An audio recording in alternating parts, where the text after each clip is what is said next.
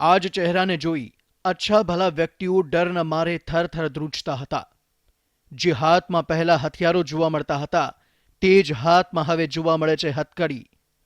ખૂબ જ શાતિર અને ચાલાક એવા આ ખતરનાક વ્યક્તિનું નામ છે દાઉદ ખાન પઠાણ. પોલીસ ગિરફ્તમાં ભલે દાઉદ ખાન પઠાણ આવી ગયો હોય, પરંતુ તેના કારનામાઓએ રાજસ્થાન પોલીસને હંમેશા દોડતી રાખી છે. એક સમય લતીફનો ખાસ સાગરિત અને ગુજરાતમાં અનેક ગંભીર ગુનાઓને અંજામ આપનાર તે શરીફ ખાનનો ભાઈ છે. પોલીસ તપાસ મુજબ આરોપી દાઉદ ખાન પઠાણ રાજસ્થાનના ચિત્તોડગઢ જિલ્લાના નિંબાહડા વિસ્તારમાં 2 સગા ભાઈઓ પર ફાયરિંગ કરી ફરાર થઈ ગયો હતો, જેમાં એક ભાઈ ફારૂકનું મોત નીપજ્યું. જે મામલે રાજસ્થાન પોલીસ સતત દાઉદ ખાન પઠાણને શોધતી રહી હતી.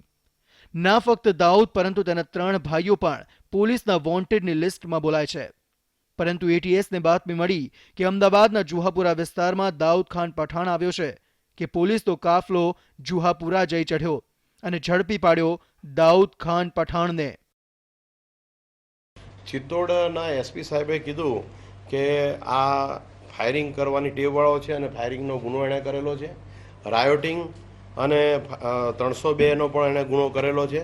અને આ દાઉદ ખાન ડેરા ખાન પઠાણને કોઈ પણ સંજોગોમાં પકડવો બહુ જરૂરી છે, તો તમે એમાં મદદરૂપ થાવ. હાલમાં એ અમદાવાદ આવ્યો છે એટલે અમે એને પકડ્યો છે. આગળની હકીકત રાજસ્થાન પોલીસ પાસે છે, એ કરશે. ગંભીર ગુનાઓ આચરવામાં માહેર. પોલીસના દાવા મુજબ આરોપી દાઉદ ખાન પઠાણ એક ગુનામાં જામીન પર છૂટીને બહાર આવ્યો હતો. ત્યારે જામીન દરમિયાન તેણે ફારૂક અને ફરીદ નામના 2 સગા ભાઈઓ પર 7 થી 8 રાઉન્ડ ફાયરિંગ કર્યું હતું અને ફરાર થઈ ગયો હતો.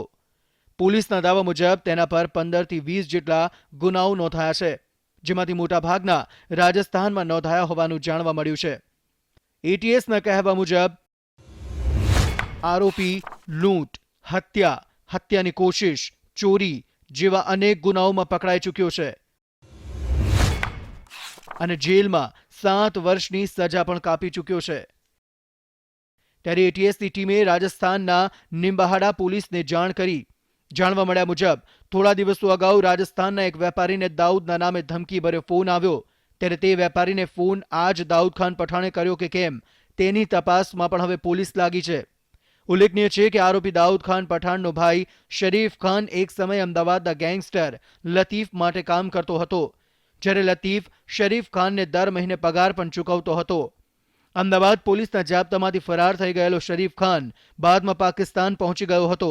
ત્યારે પોલીસ હવે એ તપાસમાં છે કે આરોપી દાઉદ ખાન પઠાણ અમદાવાદના જુહાપુરામાં તે કોને મળવા અને કયા કામ અર્થે આવ્યો હતો.